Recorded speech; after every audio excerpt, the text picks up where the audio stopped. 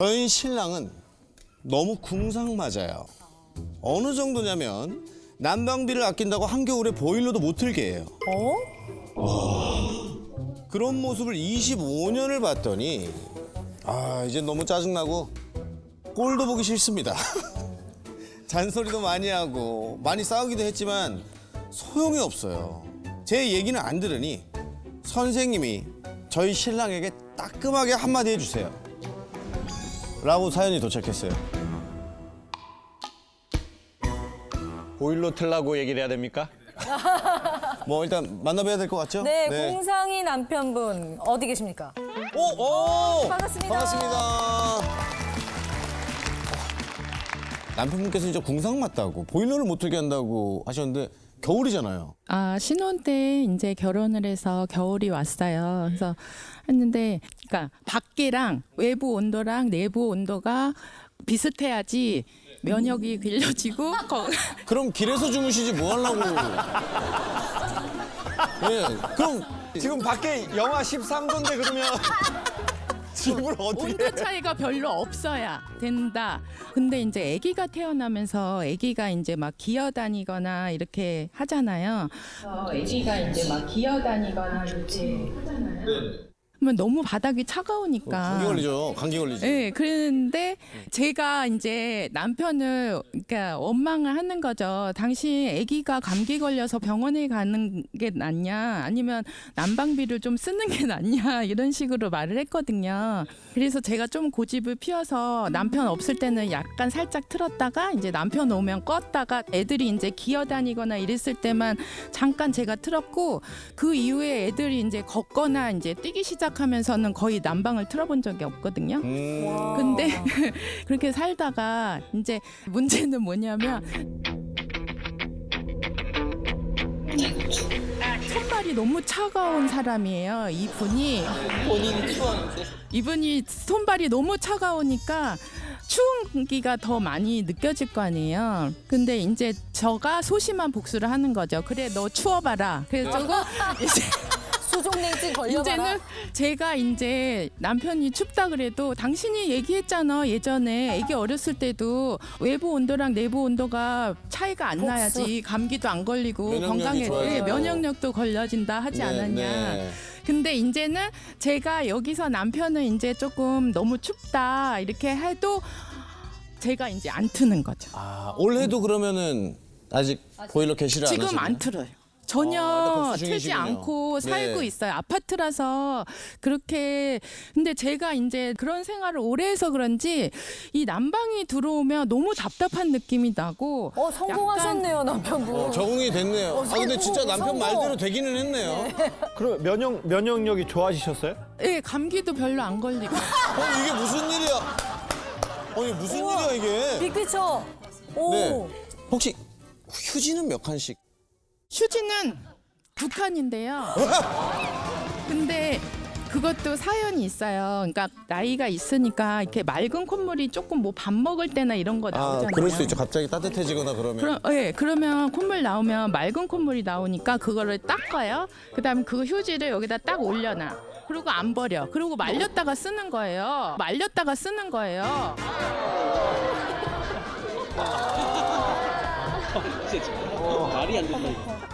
아니 지금 보니까 그러면은 이 형님 정관 수술 때 아팠던 게 돈 아껴가지고 싼 데서 좀 아파요. 마취 안 하고 마취값 아끼고 저는 마취값이 아까워서 마취값은 빼고 라이브로 좀 부탁드립니다. 라이브로. 더 웃긴 거 뭔지 알아요? 양말도 시장에서 10개씩 파는 뭐 하나에 지금으로 치면 한 뭐 500원? 이 정도 되는 맞아요. 있어요. 양말 그런 거 있어요. 예, 묶음으로 맞아요, 파는 맞아요. 거. 있어요. 빵꾸가 났어요. 양말이. 그러면 저한테 바늘하고 실을 해서 꼬매달라는 거예요.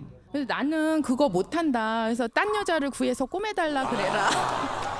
그 여자 못 구할 거예요. 왜냐 그 여자한테 또 돈 줘야 되니까. 그래서 못 구하더라고요. 안 돼. 그런 여자 못 구해. 근데 양말도 약간 전조 증상이 있잖아요. 예, 그쵸. 뒤꿈치가 살짝 그쵸, 살색이 그쵸. 비치잖아요. 그럼 어떻게 하냐면요. 양말을 살짝 내려요.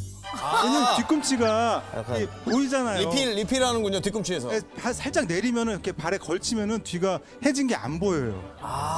그러니까 약간 이런 식인 거죠? 여기가 발 뒤꿈치가 여기가 닿았을 때 예예예. 이렇게 내려서 그렇죠. 여기를 이렇게 예, 그렇죠.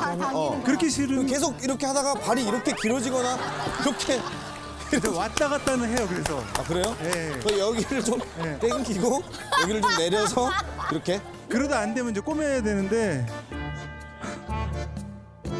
외식도 거의 나가서 외식하면 10,000원짜리 이하 막 이렇게 먹는 거예요. 요즘 짜장면 가격이 거의 한 짜장면도 9,000원. 13,000원, 12,000원 이렇게 하고 예전에는 거의 뭐 8,000-9,000원 이 정도 할 때였어요. 탕수육도 먹고 싶은데 탕수육은 시키기는커녕 뭐 짜장면, 기껏해야 짬뽕 이 정도고 뭐 기사식당이라든지 뭐 이런 데 있잖아요. 그래도 집에서 먹었을 때보다 조금 더 뭐 맛있는 것도 먹고 싶고 이런데 너무 짜증이 나서 나 당신이랑 이제 외식 안 나간다고 차라리 집에서 먹는 게 낫겠다. 그건 너무한 거 아니에요? 맛있고 싼데 그러니까 가성비가 좋은 데를 가는 거지 꼭 싸야 된다는 건 아니에요. 근데 그런 데 가는 데가 좀 싼 데라서 이제 그게 문제인 거죠. 예. 근데 맛 없기도 해. 지금 마이크에 대고 말씀 안 하셨지만 맛도 그닥이라고 하셔가지고 네. 저랑 결혼하기 전에 사귈 때 저를 스키장을 데리고 가는 거예요. 오, 네. 그래서 들었네. 오. 네, 그래서 스키장에 저도 안 가봤었거든요. 그래서 좋다고 쫓아갔는데 보통 종일권은 비싸잖아요.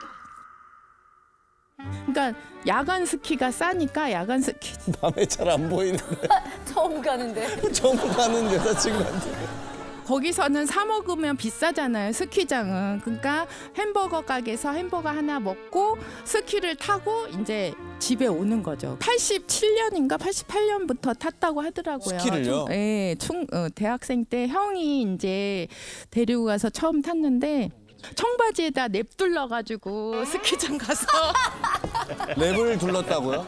랩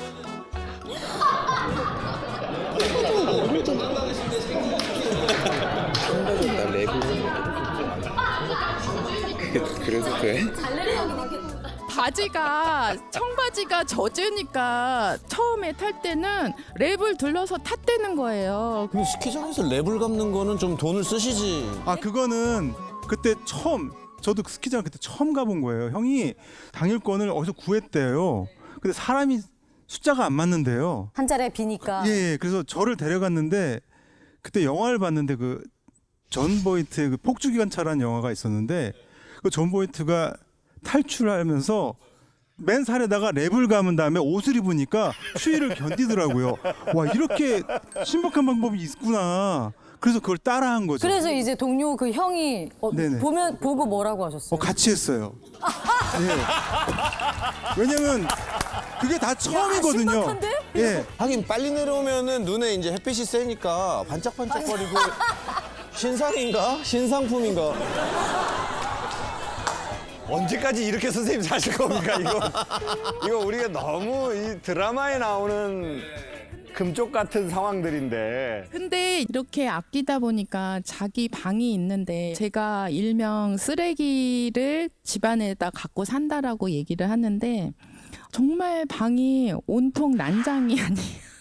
좀 버려야 정리가 안 되는데. 되니까. 그 못 정리가 안 버리는 돼서. 분들이 있죠. 그러니까 짐에 사람이 눌려 산다는 느낌이 너무 많이 들어서 저는 그것 때문에 제일 스트레스를 많이 받고 있는 상황이에요. 지금은. 아 근데 25년 동안 이제 챙겨주신 것도 그래도 없지 않아 있을 것 같은데 좀 제일 고가의 선물 중에 뭐가 있을까요? 요 근래에 몇 년 전에는 결혼기념 그 전엔 아예 없었고요.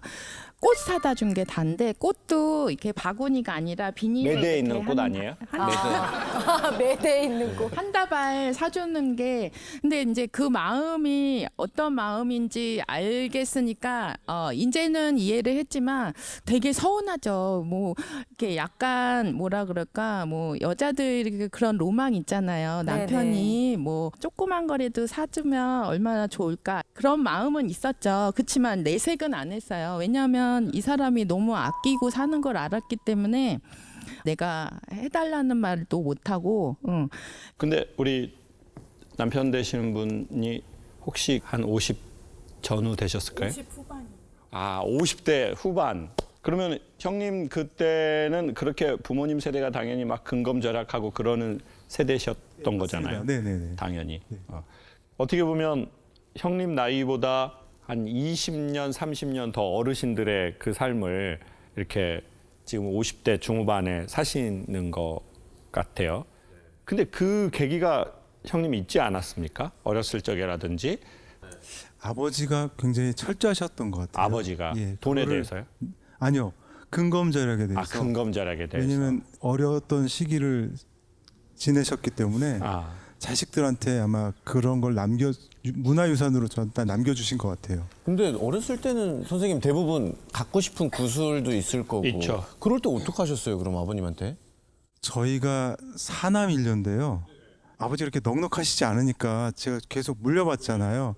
그러니까 그런 거를 사기가 어려웠었고 또 그런 걸 써본 적이 없었던 것 같아요. 그러니까 사고 싶은 게 뭐라는 걸 얘기해 본 적이 없었던 것 같아요. 예. 그러니까 이게 이렇게 된 것 어렸을 같아요. 때부터. 예. 그러니까 그 욕망이라는 게 나쁜 의미로서의 욕망이 아니라 내가 뭐 스키복을 사고 싶기도 하고 내가 스키 장비를 사고 싶기도 하고 그 욕망도 발화되는 게 자꾸 터치해 줘 봐야 걔가 싹이 나거든요.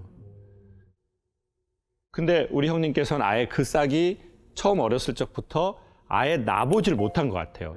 그냥 이 땅 아래에 있는 것 같아요. 그게 분명히 형님께도 있겠죠. 어디 무언가에. 음악하고 사진을 좀 좋아하는 건 뭐하고 있습니다. 뭘 좋아하셨어요? 음악하고 사진을 좀 음악하고 좋아. 사진. 그러면 음악 레슨을 좀 받아볼까? 내가 좀 레슨이라도 받아보면 노래를 더 잘하고 그런 생각도 들 수도 있잖아요. 그러니까 사실 잘 몰라서 어렸을 때 아까 그런 욕망이 어렸을 때 있었으면은 사실 그런 것도 했었을 텐데 그런 말을 할 분위기가 안 되니까 그렇죠. 사실 맞아. 그런 말을 못 했어요. 이제. 맞아. 그러다 보니까 이제 많이 억누르고 살았던 맞아, 것도 맞아. 있었던 것 같아요.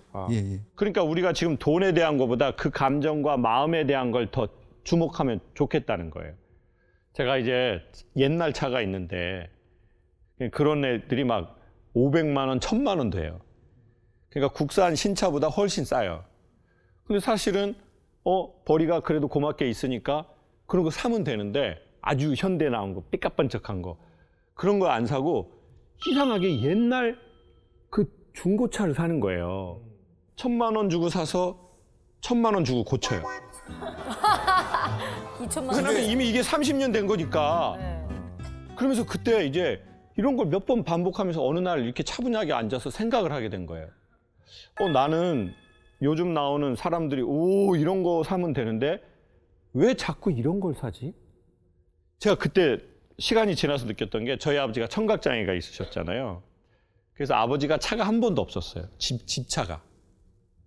집차가 한 번도 없고 엄마는 이제 글을 모르시니까 운전할 수가 없고 아빠는 귀가 안 들리니까 운전을 할 수가 없고 그러니까 저희 집은 제가 태어나서 지금까지 집차가 단 한 번도 없었던 거예요.